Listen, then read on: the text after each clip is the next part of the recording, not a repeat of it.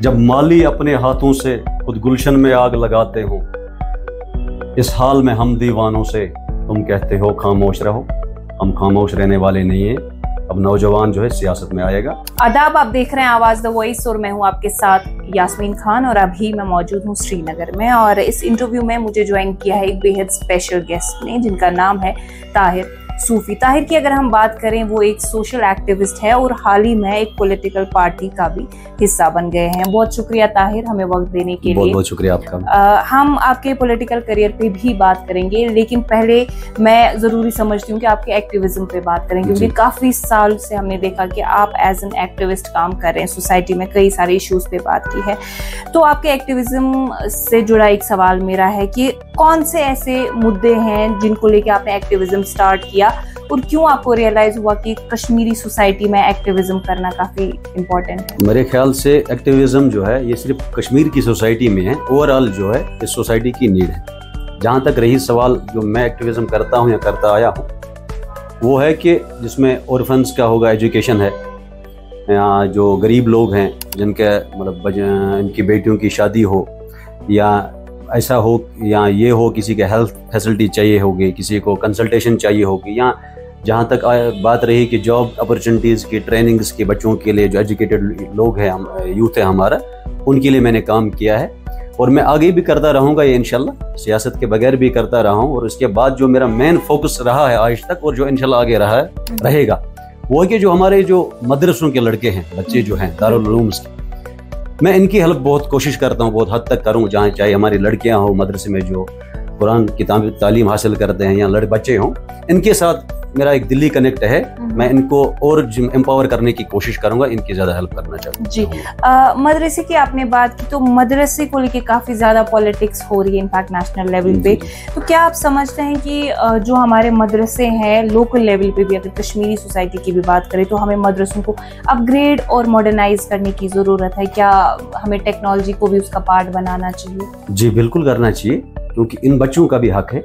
ये बच्चे जो हमारी सोसाइटी के ही हैं। अगर एक बच्चा जो है वो यहाँ पे एक दुनियावी तालीम ले रहा है, उसके पास हर कोई एवेन्यू है, तो ये मदरस का बच्चा जो ये भी डिजर्व करता है ये सब। इसको भी एआई की फैसिलिटी चाहिए, इसको भी टेक्नोलॉजी चाहिए, इसको भी क्रिकेट चाहिए, इसको भी टूर्नामेंट चाहिए, इसको भी वो एक्टिविटीज चाहिए जो एक आम बच्चा करता है जो दुनिया की एजुकेशन लेता है। मदरसे में मुझे लगता है उस दीनी तालीम के साथ साथ बहुत जरूरी है हम दुनियावी तालीम भी ऐड करें। जी, आपसे जानना चाहूंगी कि जो आपका एक्टिविज्म है, तो ऑफ कोर्स ऐसे भी मोमेंट्स रहे होंगे कि जहाँ पे आपको सिस्टम के खिलाफ जाके सिस्टम से लड़ाई भी करनी पड़ी होगी कुछ इश्यूज को लेके। नाउ दैट आपने एक पॉलिटिकल पार्टी भी ज्वाइन की, अब आप उस सिस्टम का हिस्सा बन गए हैं, तो किस तरह से बैलेंस करेंगे दो चीजें? मैं समझता हूँ जब आपको शौक है लोगों के लिए कुछ करने का, जब आप सोशल एक्टिविज्म में हैं, फिर जब आप मेन स्ट्रीम में आते हैं किसी पॉलिटिकल पार्टी का हिस्सा बनकर और इस सिस्टम का अकॉर्डिंग टू यू हिस्सा बनकर, तब ज्यादा मजा आएगा काम करने में, क्योंकि आपको कोर इश्यूज पता है और आपको कोर इश्यूज के साथ साथ वो हर्डल्स भी पता है क्या आते हैं इस बीच में। एटलीस्ट अगर आप अभी 90% दे रहे हो अपना, शायद इस सिस्टम का बेहतर यूज करके आप 100% दे सकते हैं। बिल्कुल। अभी चूंकि हाल ही में आपका पॉलिटिकल करियर स्टार्ट हुआ है ऑफिशियली, अगर हम बात करें, तो आपने पीसी ज्वाइन की, पीपल्स कॉन्फ्रेंस, जबकि आपके पास बहुत सारे ऑप्शंस थे। इनफैक्ट जहां आप रहते हैं आपके पास एनसी है, आपके पास पीडीपी है, फयाज मीर इनफैक्ट हाल ही में उन्हें जीता 20 साल, और नासिर सुगामी अभी एडवाइजर है सीएम के, और काफी अकोमोडेटिव पार्टी की यंग वॉइसेस को अकोमोडेट करते हैं। तो पीसी क्यों चूज किया आपने? पीपल्स कॉन्फ्रेंस मैंने इसीलिए ज्वाइन की क्योंकि आप लोगों को बखूबी पता होगा, ये पार्टी स्टार्ट की है शहीद अब्दुल गनी लोन साहब ने। शहीद अब्दुल गनी लोन साहब एक स्टेट्समैन थे। या आप कश्मीर से स्टार्ट करो, कन्याकुमारी तक जाओ, उनके खिलाफ आप कोई भी आपको गलत नहीं कहेगा, रिस्पेक्टिव ऑफ पॉलिटिकल पार्टीज। या कोई भी बंदा आप कुपवारा के गांव में जाओ, किसी भी गांव में, करना से लेकर बारामूला उड़ी तक, कोई उसके खिलाफ आपको बात नहीं बोलेगा अगेंस्ट। सब उसके लिए दुआएं मगफिरत करेंगे। वो इसलिए क्योंकि उन्होंने लोगों के लिए काम किया है, और उन्हीं के घर से निकला सजाद गनी लोन साहब। और मैंने सजाद गनी लोन साहब का एक विजन देखा है, एक डेवलपमेंटल विजन देखा है। यूथ की बात करते हैं, जब मैं उनके साथ मिला, उनके साथ बैठा, तो मुझे लगता है कि ये जो रियलिस्टिक और आइडियलिस्टिक पॉलिटिक्स की बात करते हैं, जो कि हमारे नौजवानों की जरूरत है आजकल। या उसके बाद जब वो मिनिस्टर भी रहे 1-2 साल में, हालांकि बहुत से लोग उसके खिलाफ हैं क्योंकि सियासी तौर पे उनका तो बहुत नुकसान हुआ है, लेकिन अपनी सियासत को कुर्बान करके 2 साल के लिए उसने लोगों का फायदा सोचा, एक मिनिस्टरशिप ले ली और उसमें कितने काम उसने नॉर्थ कश्मीर के लिए एटलीस्ट किए, चाहे वो GMC हंदवारा हो, बारामूला में एक GMC है, 20 किलोमीटर के बाद दूसरा GMC है, चाहे वो 4 लेन रोड हो, चाहे वो बायोटेक पार्क हो, चाहे वो सोलर डिस्ट्रीब्यूशन हो, और चाहे वो सबसे बहुत ही अच्छी बात है क्योंकि हमने ये सिस्टम देखा, जैसे आपने कहा ओल्ड एज के लिए उसने पेंशन जो है वो बढ़ा दिया है।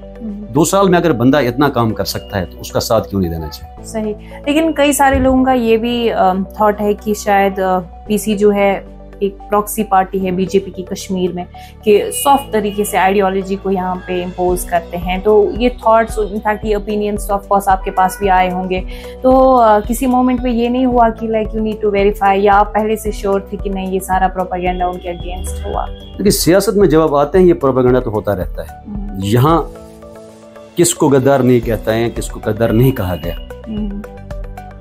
अगर कोई प्रॉक्सी हो सकती है कश्मीर में, मुझे लगता है वो NC होगी, क्योंकि हमने बचपन से यही देखा है।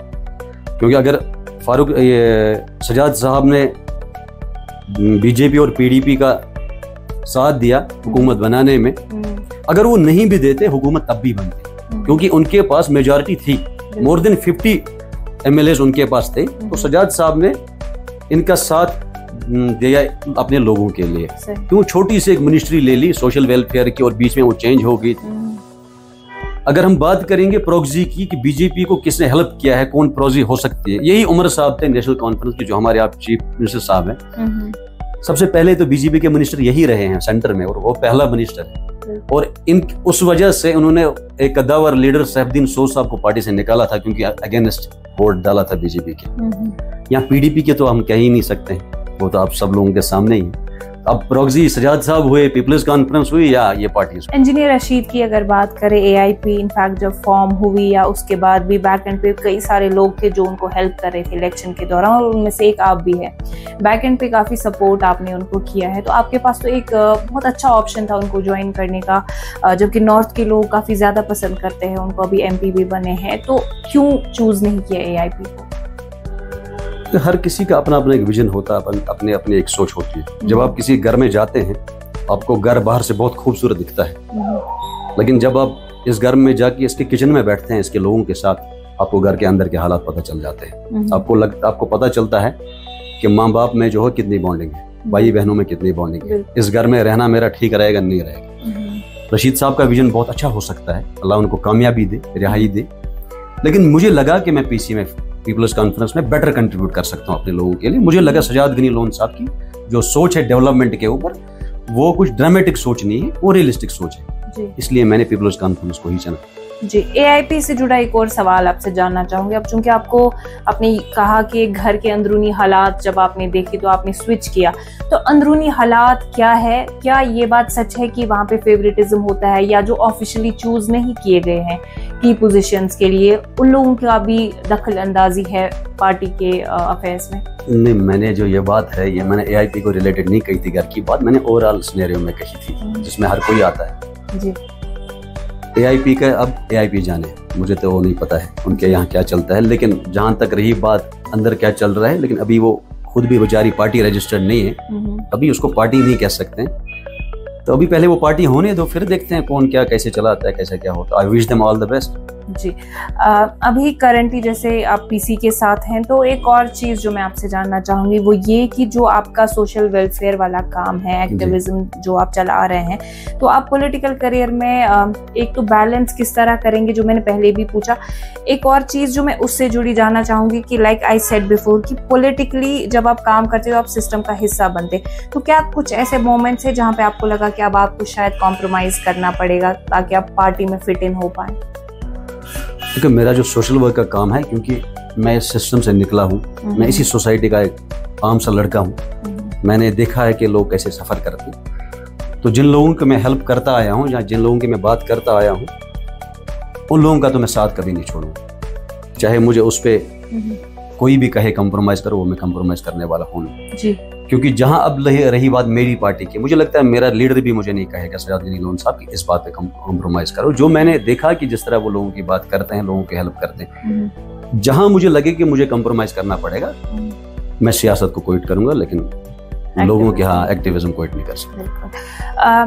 काफ़ी सालों से आप एक एजुकेशनल कंसल्टेंसी भी चलाते हैं, दूर दराज इलाकों से बच्चे आपके पास आते हैं, काफ़ी एस्पिरेशनल होते हैं वो कि वो दूसरे मुल्कों में जाके डिग्री हासिल करना चाहते हैं। इनफैक्ट कुछ बच्चे ऐसे भी होते हैं कि बहुत मुश्किल से वो पैसा इकट्ठा करते हैं।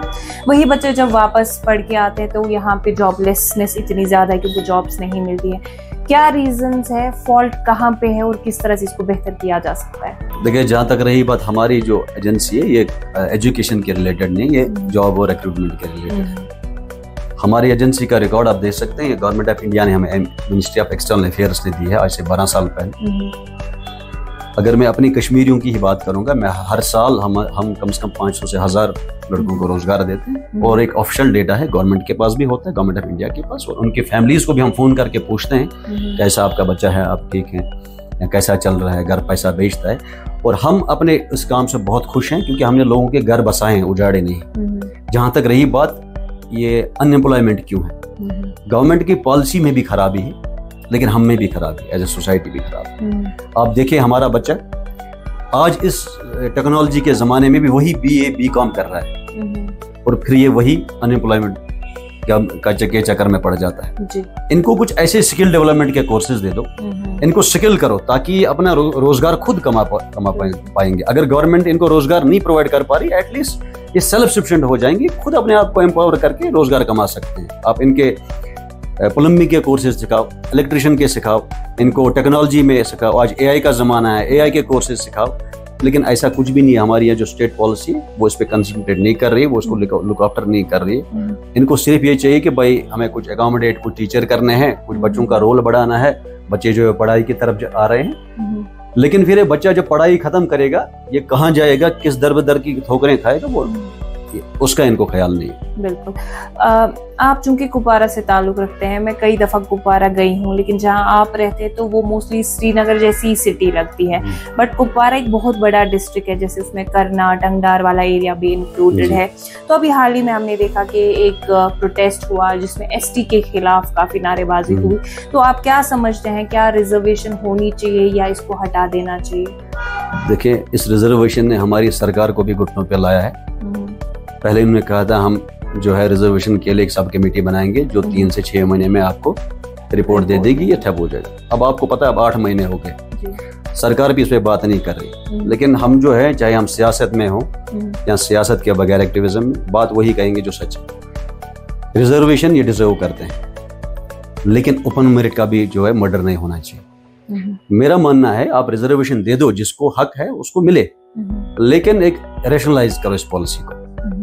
अब जब लिस्ट निकलता है, सब रिजर्व्ड होंगे, 20% ओपन मेरिट वाले होंगे, तो ये तो मर्डर है, ये भी तो रिजर्वेशन का फायदा नहीं है। अब आप कहेंगे ST वगैरह इनको कुछ नहीं रखेंगे, वो भी गलत है। वो बेचारे फार फ्लंग एरिया से वो डिजर्व करते हैं ये सब। आप देखें, एक क्रीमी लेयर जो है ये इसमें खत्म होना चाहिए रिजर्वेशन में। That is what I believe, that is what my party believes, if I am not wrong. Ji.